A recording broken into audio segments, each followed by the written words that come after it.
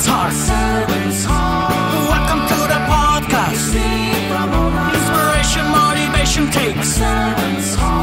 Listen to the podcast. We're all about to talk about life. Our guests will share their life story. We want you to success in life and business. We're ready and we will start shortly. We're gonna talk about life. We're going to speak on business. You're gonna shine bright. We are going to witness business with a servant's heart. With hosts Steve, Ramona, and Ray. Inspiration, education talks. Listen to the podcast.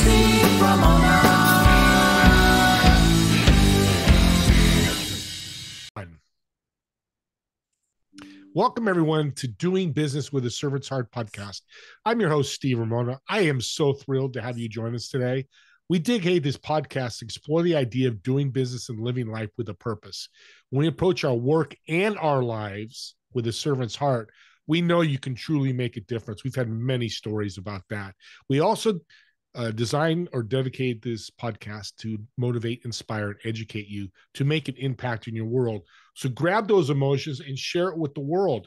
I'd love for them all to be subscribers, but if you're doing this, the servant's heart mentality with people, we're going to change the world eventually. While you're listening to my incredible guest who's got a story that's going to blow you guys away and make you cry and laugh and be happy all at the same time, please take a pad and paper down because you're going to learn a lot today. While you're listening to this wonderful guest, I want you to think about how you're going to serve yourself, others today. Start with yourself, serve others, and then what impact will you create today? Today is the key word there, because I have many guests or many audience members that reach out and go, I heard today, I listened to your guest, and I never did it. Or I waited a month. Just start today, and it can be very minimal. Calling your best friend saying, hey, I was just thinking about you. That's what serving's all about. It could be the smallest things. I want to also thank my great sponsor, Pantheon Alliance, for sponsoring this episode. Imagine being part of a community of high-income, successful business owners and entrepreneurs who want to change the world together with a thought leader platform to make a difference. If you want more information on this great community, please reach out to me. I'll get you all the information. With that being said, my guest, we're going to start with her story, because it's so incredible is the word that comes to my head. But I want you to listen and make a choice, make a choice yourself. Mary Beth, welcome to the show. Thanks for having me. So your book is called From Junkie to Judge, One Woman's Triumph Over Trauma and Addiction. Let's start where that book came from.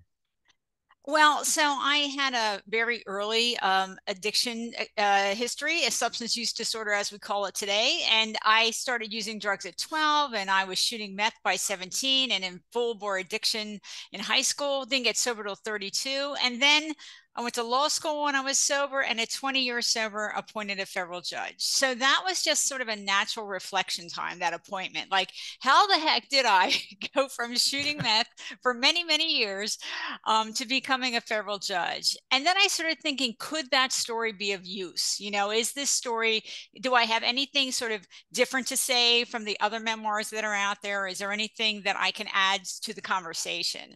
And I looked at a lot of recovery memoirs, and a couple things I noticed. One is that they usually leap into the crazy addiction stories, but they don't show where it came from. And I really wanted to show why it made sense for me to use at that age, at that level. And then at the end of most memoirs, it's like, I went to a couple meetings and everything was great. And it's like, well, that's not how recovery works.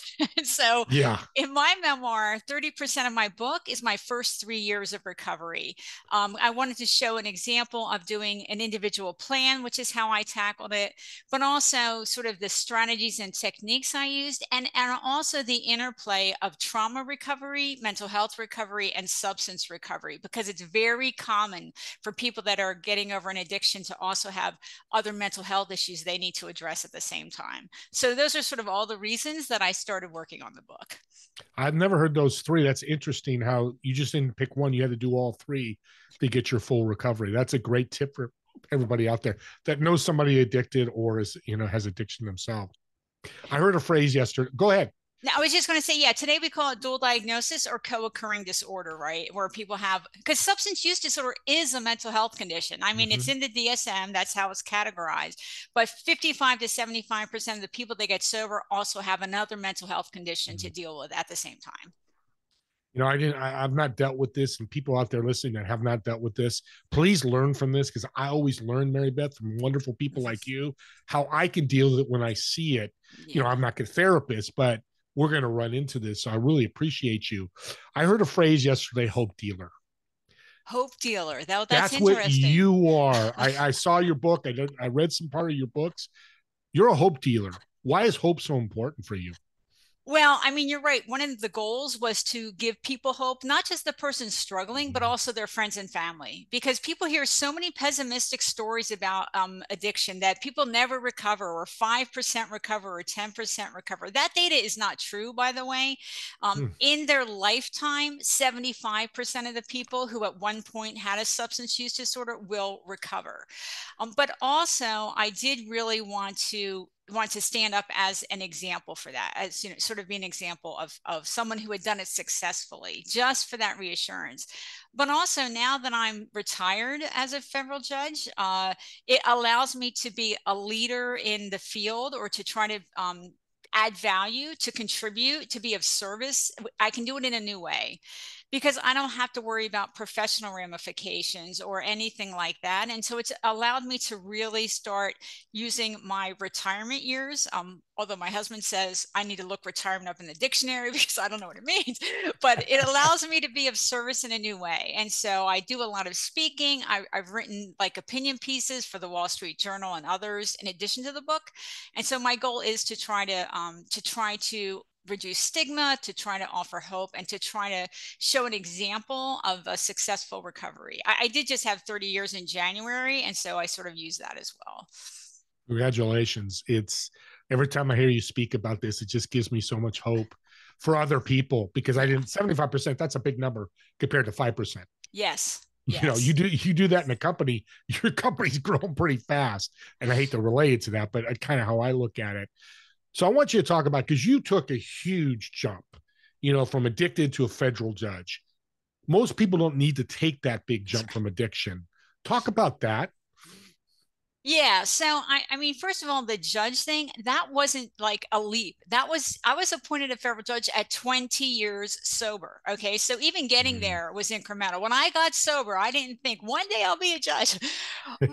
My first professional goal when I got sober was, let's not get fired again. Like that was where I was. Okay. So I had to work my way up. I took a temporary part-time low-level job to start, moved sort of into middle management, law school at 6.5 years sober, and then graduated at 10 years sober. And then I worked as a lawyer and eventually a judge. And so even that was incremental progress, right? Step by step. What's the right first step? What's my plan to achieve that? What's my right next step? What's my plan? And then implement that. But you are also right that becoming a judge, I mean, I'm proud of that, but it's not the most important part of my recovery. It was my job, right? The most important part of my recovery is not creating problems that don't have to exist, like self-creating problems, not making the unavoidable challenges of life worse, which is what I typically was doing. Once I got my PTSD and my severe anxiety under better control, I'm much able to live a sort of a calmer life, you know, to really experience happiness in a way I'd never had before, but also to be a good wife and a good friend and a good aunt and all those other, you know, parts of life that are so much more important than what we do for money. Yeah. No, that's powerful. You had a lot of chaos in your life. And I know people, that's one word, or trauma and different things. How did you handle that challenge of the chaos in your life? I mean, when I was young, I handled it by turning to drugs. I mean, the reality, you know, the reality is that in the beginning, the drugs seem to help. That's why you keep using them. In the beginning, they seem to reduce your stress. They seem to make you feel happier. They do reduce your stress. They do make you feel happier.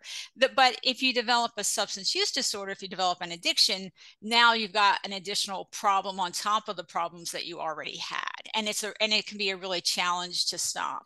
But it is it is very common for people that have childhood trauma histories to use drugs as a method to try to alleviate their pain. For a very high percentage of people that develop a substance use disorder, it starts as a pain management tool. Yeah. What was the turning point to go from addiction to recovery for you? So I was 32. I had been using for 20 years. I had been really bad from the post-college, those last 10 years after college. I couldn't hold a job. I was having physical problems. I was miserable. I felt trapped. I mean, addiction isn't fun. Okay. It's a misery. And also my partner was ready to throw me out. So it was sort of everything in combination, which made me say, well, maybe I ought to try rehab. And I'll say that's often what it is. It's not, sometimes it's that epiphany when people get a DUI or, they're losing custody of their kids or whatever, but a lot of times it's cumulative. It's just you're worn out physically, mentally, emotionally, spiritually. And that's a great tip coming from this side of never being addicted. When I'm talking, my one word sentence may not help them, but support them through this, because it might take that one time you say something or somebody else or something happens. But it sounds like a team or a community is a great support for you as well. Yeah, so I'll say a couple of things of that. One is that friends and family actually can have a positive impact, although Mm-hmm. it often won't be overnight. And so that idea of tough love, which is sort of that 80s idea, that's actually not evidence-based. The evidence-based approach for friends and family is called CRAFT, Community Reinforcement and Family Training. And it's much more positive reinforcement focused. And there is an excellent book and workbook for friends and family that's based on CRAFT called Beyond Addiction. So if I had a friend or family member struggling, I would definitely read that book and work through that workbook. It gives a lot of very practical techniques, but it also talks about what you can do as a friend or family, what you can't do, and what you really shouldn't try to do. So it's really useful. And then the other, I'm sorry, I forgot the other half of the question. And I did too, because I'm thinking of craft, because that is such a great tip. I'm actually going to look it up, and audience, share this, because now I'm going to share it with mental health people with addiction, substance abuse, and things like that. Because tools are important, resources and tools. Are there any others that you might want to mention that could help? Well, there are a lot of videos related to craft, and then there are some family support organizations. So a lot of friends and family, people have heard of Al-Anon, which is the 12-step version of friends and family support. Not some people do well there, some people don't, just like with some addicts do well there and don't. But there are other options for friends and family too. So LifeRings Secular Recovery has friends and family. Smart Recovery has friends and family meetings. Hazelden has friends and family meetings. And there are some specific online, friends and family groups as well, either in Facebook or other formats. So there's a lot of peer support. That was the other part of the question. There's a lot of peer support for friends and family, just like there are peer support options for people with substance use disorders. And that was your other side of the question, the importance of community and support. And I will say the data does show that if people have friends and family support, their odds of success with their recovery is higher.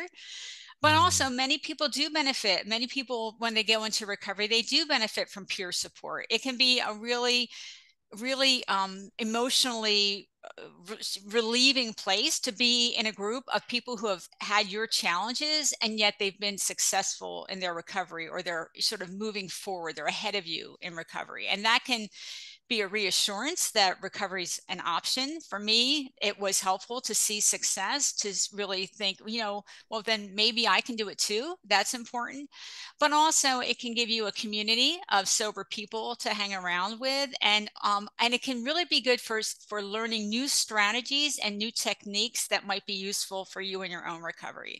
That's how I viewed it. I viewed peer support meetings as just a place to sort of keep my ears open and listen for what was working for other people, and then think about whether that would be a good tool for me to incorporate into my recovery plan.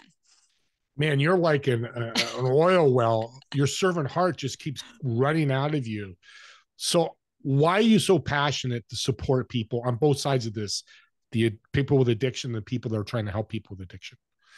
I mean, I definitely understand that pain. I understand how you can get stuck in it. I was 32 when I got sober. I wasn't young.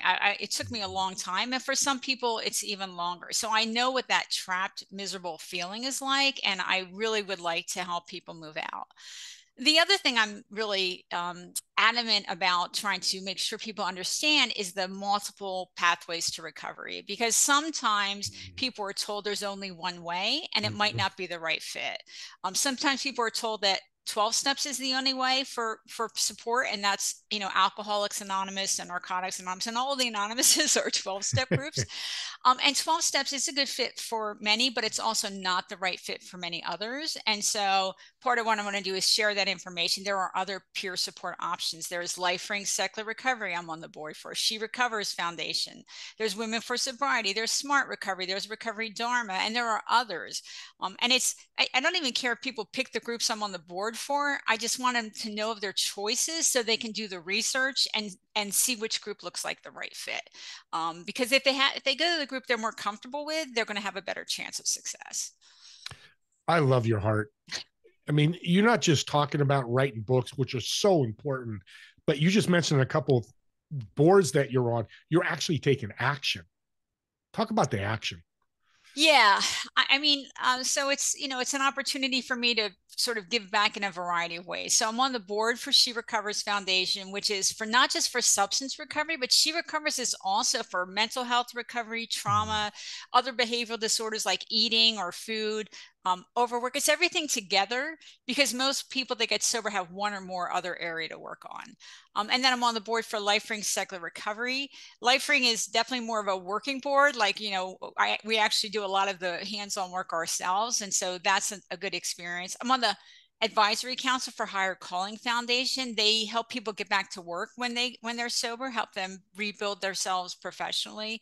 And then I do, like I said, I write those opinion pieces to try to get some important recovery ideas out there. I've had pieces in Recovery Today and the LA Times and Wall Street Journal. And so it's all, and then my book, I really did try to make it useful.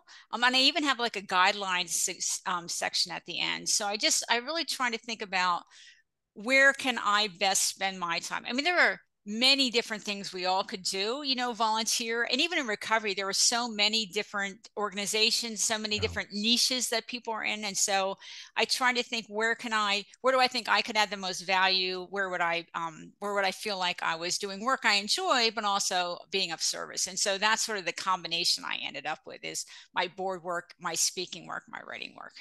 And some of this board work is donating your time for free, right? Oh, yeah. And I want to put that out there. I didn't want to speak for you because, again, that's a servant's right. I talk all the time. Do free stuff. The world loves it. The universe loves it. I'm a God. God obviously loves that too. Go ahead. Yeah. Well, I mean, like, for example, I created a continuing legal education training on substance use for lawyers. But if it's a nonprofit lawyer organization, like there are nonprofit lawyer organizations for health and wellness, mental health, and substance use, I donate it to them. I'll do that for free, right? So I agree. I mean, it's it's about trying to find where you can add value and where you can help. And so I do a lot of things for free. Even sometimes I subsidize my own travel, because it's more important for me to get the message out than to make another $300. Yeah, exactly. Well, and then again, it falls. I mean, of course, you got to make money too. I'm not saying you're just doing everything for free, right? But some of your life should be, and I do as well. As you're talking, I'm just blown away by your story.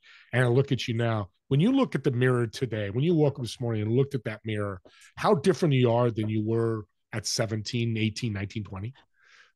Yeah. And especially at 32. I mean, I was, gray, I mean, my body language was just, sort of like shuffling along. I mean, it was just my skin was broken out. I mean, it was just physically, I looked older. I looked older than I was, and I looked depleted, like I really depleted. And so I've been lucky in part, that I haven't had long-term health consequences. Part of that was because I used the needle exchange, in the late 80s and early 90s, where you could get clean needles.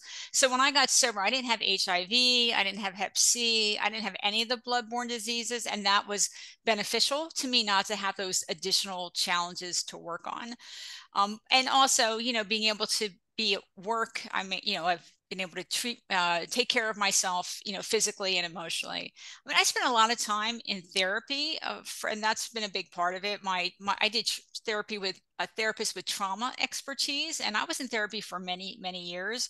And that's part of what freed me emotionally, right? Sort of lighten my load, makes me happier and sort of, more joyful. And I hope that probably comes across in the way that you look is the way that you feel. So Yeah. I had some advantages in my sobriety, and and I did do a lot of hard work to get to where I am today.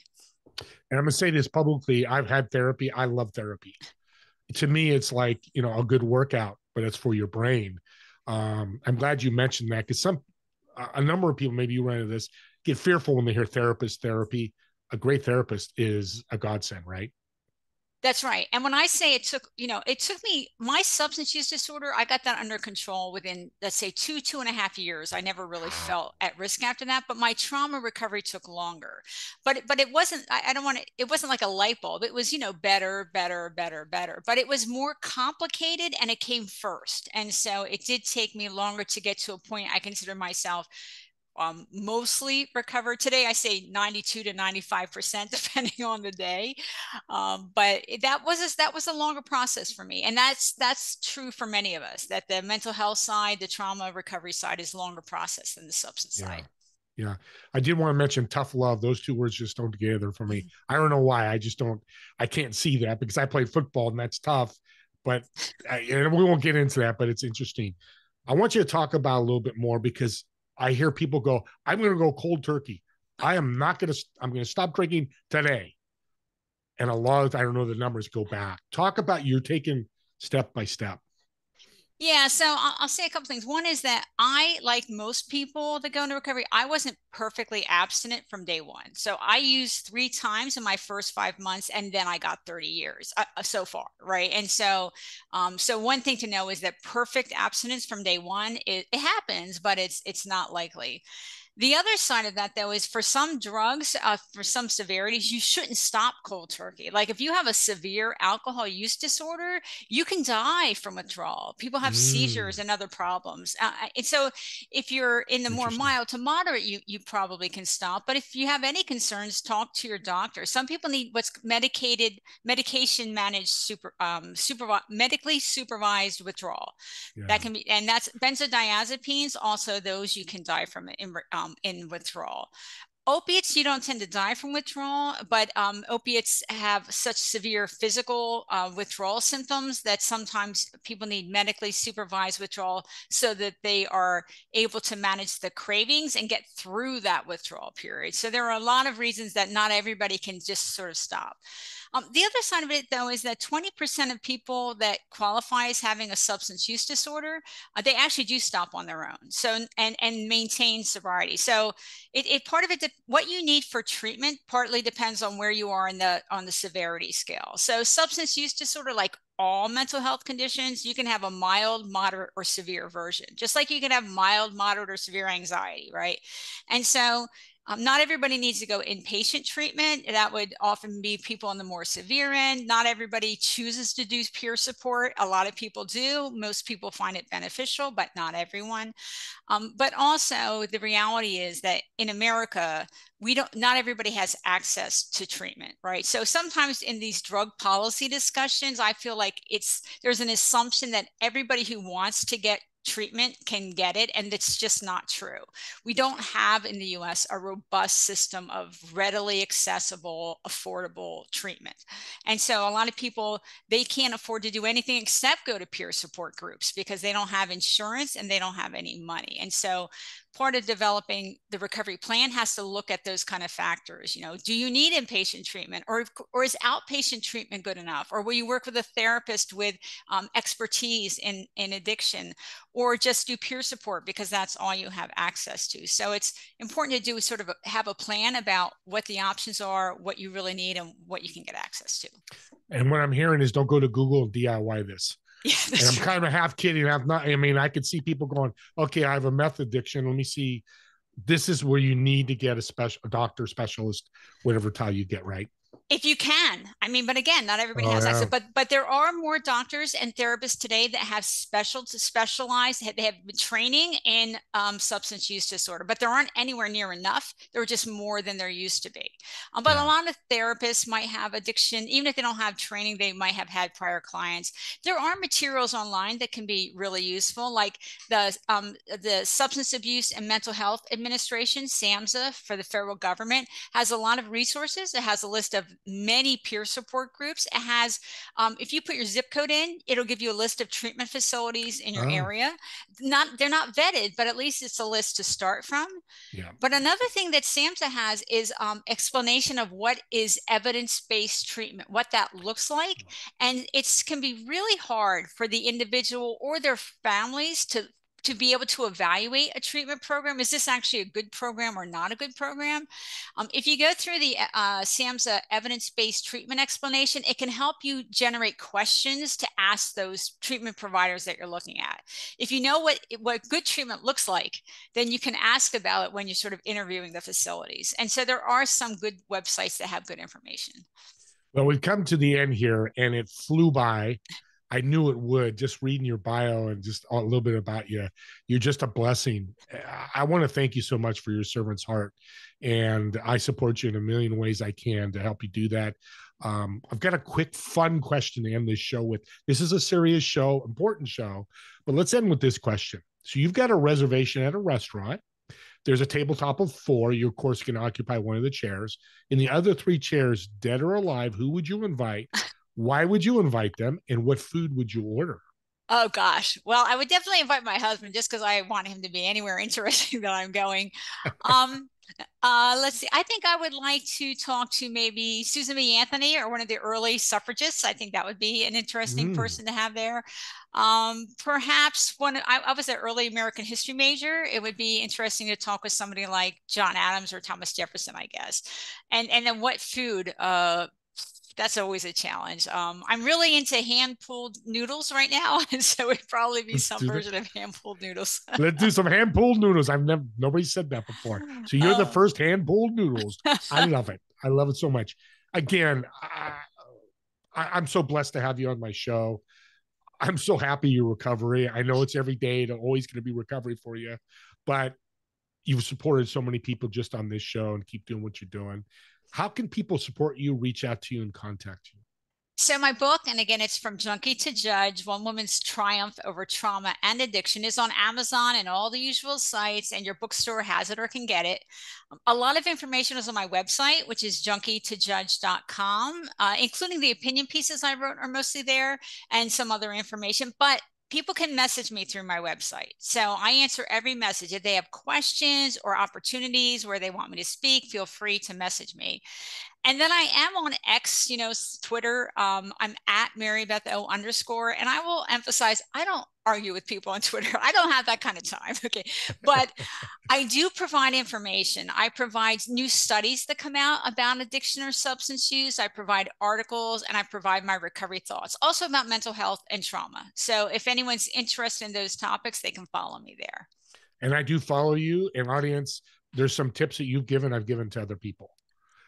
And that's the power of this. Is it may not be for me or for you, audience, but who can you serve today with this great information? And From Junkie to Judge sounds like a TV show to me. Every time you say it, I'm not demeaning it at all, but maybe it could be. Maybe we need to talk later. I'll produce your TV show. Okay. It'd be interesting. But thanks again. Down the road, I'd like to get you back. There's so much more we could talk about, definitely, with this. And audience, as I always say, subscribe to the YouTube channel, because here's why. It's easy to find Mary Beth's show, because I think this is something I'm going to do is listen to a couple times, because there's stuff you miss, and we're full of education. But maybe you can inspire somebody by serving them and get some of this information. Like 75% people recover. You went to somebody who's addicted and told them that, hey, I listened to the show with Mary Beth. 75% really do recover, not 5%. You just served somebody. The other reason is you can share this show with others by subscribing and sharing this great show to others, and all my great other guests that I have. Great way to inspire, educate, and motivate them.